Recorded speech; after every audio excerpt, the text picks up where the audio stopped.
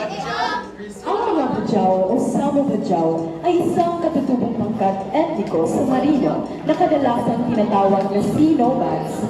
Tradisyonal na naninirahan sa mga tradisyonal na houseboat, lepa o bita at steelpan. Ang kanilang pamumuhay ay ganap na umiikot sa karagatan na umaasa ng gusto sa free diving, pangingisda, panlilimos sa mga malalaking gusali o sikat na mga kumpanya, at pearl diving para sa ikabubuhay at kabuhayan.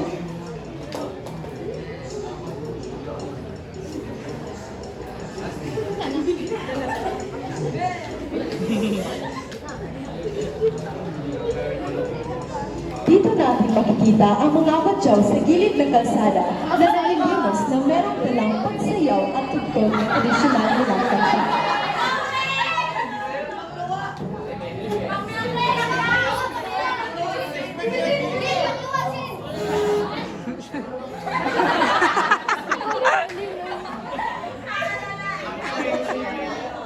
Bakit kayo nalilimos sa gilid ng kalsada at sa mga matataong lugar?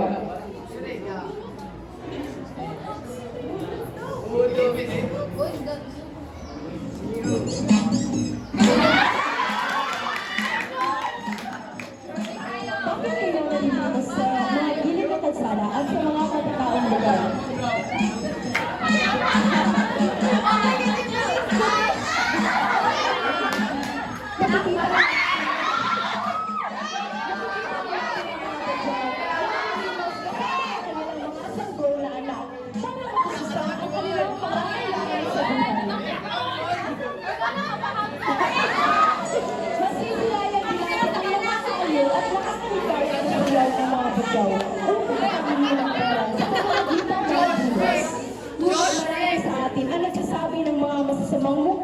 Patungkol sa paghingi ng mga Bajau ng pera kahit wala naman silang kapansanan.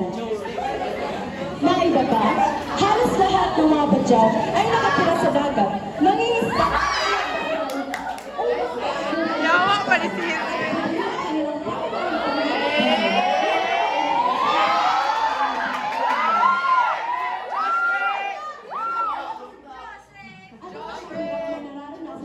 Hoy, nagselo si Jam!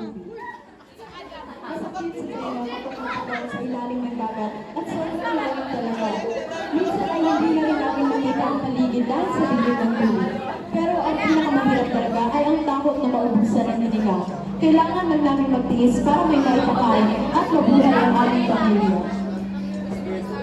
Ang mga Bajau na maninisip ay nakaharap sa matinding pisikal, kapaligiran at socio-economic na lalaki. Kagawang natural na sakaling at sumisid ng malalim ng tubig, nagpipigil ng hininga at marami sa kanila ang nagkikipaglaban sa nagbibiling pangalim sa kalusugan tulad ng pagkabasag ng earworms at decompression sickness. Pag-iit na stock ng isda, dahil sa komersyal na nais na rutin isda, pagbabawas sa teritoryo at malalim na kahirapan. Kaya hindi biro ang tradisyonal na paghahanap buhay ng mga Bajau. Kahit ganyan ang mga Bajau, nararanasan nila at ginagawa, umuwi pa rin sila sa kanilang pamilya na buo at mayroong dalang pagkain na nagbibigay sa mesa. At ang mga